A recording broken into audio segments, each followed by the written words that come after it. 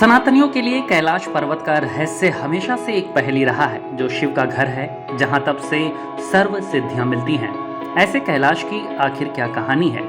कैलाश पर्वत जो इतना सुंदर है, मोहक है कि इसे देखकर आप मंत्रमुग्ध हो जाते हैं। ये केवल अपनी ऊंचाई के कारण महान नहीं है, बल्कि अपने अस्तित्व और ऊर्जा के कारण ये अद्भुत है।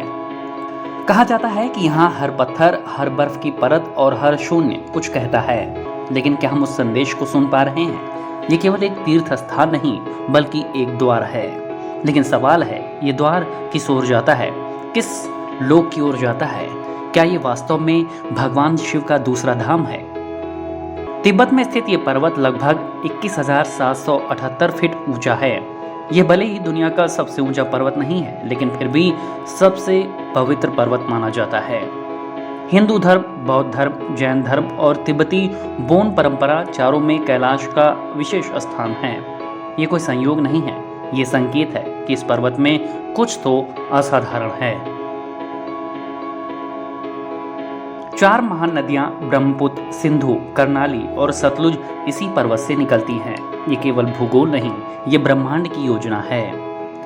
हिंदू धर्म में कैलाश पर्वत को भगवान शिव का निवास माना जाता है। शिव पुराण में लिखा है, कैलाश वो धाम है जहाँ केवल शरीर नहीं, आत्मा ही प्रवेश कर सकती है। ये स्थान एक भौतिक स्थान से ज्यादा एक चेतना का केंद्र है, जहाँ शिव और शक्ति का साक्षात निवास माना जाता है। आज तक कोई भी व्यक्ति कैलाश पर्वत की चोटी तक नहीं पहुंच पाया है।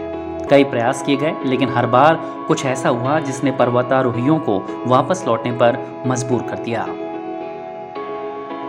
किसी को मौसम ने रोका, किसी को भ्रम ने, और किसी को किसी अदृश्य शक्ति ने। एक बार रूसी पर्वतारोही लगभग चोटी तक पहुंच गए, लेकिन उन्होंने कहा कि ऐसा लगा कि जैसे कोई शक्ति हमें भीतर खींच रही हो और हमारी चेतना डगमगाने लग गई।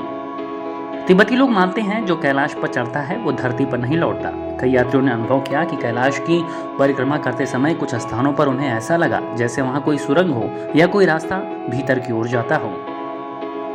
कुछ साधकों को ध्यान में एक दिव्य नगरी दिखाई दी, जहां प्रकाश, संगीत और अलौकिक ऊर्जा महसूस हुई। पौराणिक मान्यताओं के अनुसार भगवान शिव केवल कैलाश के बाहर नहीं, बल्कि उसके भीतर भी रहते हैं। वो सूक्ष्म लोक जो सामान्य मनुष्य की चेतना से परे है। ये माना जाता है कि कैलाश एक ऊर्जा चक्र के केंद्र पर स्थित है, जहां 5वां आयाम सक्रिय है, एक ऐसा आयाम जो हमें दूसरे लोगों तक ले जा सकता है। तिब्बती परंपरा में यह भी माना जाता है कि कैलाश के अंदर एक रास्ता है जो शंभला की ओर एक दिव्य नगरी, जहां केवल सिद्ध आत्माएं निवास करती हैं, वहां तक जाता है। तिब्बती लोक कथाओं में कहा गया है कि कभी कभी कैलाश से डमरू जैसी ध्वनि सुनाई देती है, कभी रात में पर्वत की चोटी से प्रकाश फूटता है। लोग मानते हैं कि भगवान शिव की उपस्थिति के संकेत है। तिब्बत के महान संत मिलारेपा ने कैलाश के चारों ओर वर्षों तक ध्यान किया।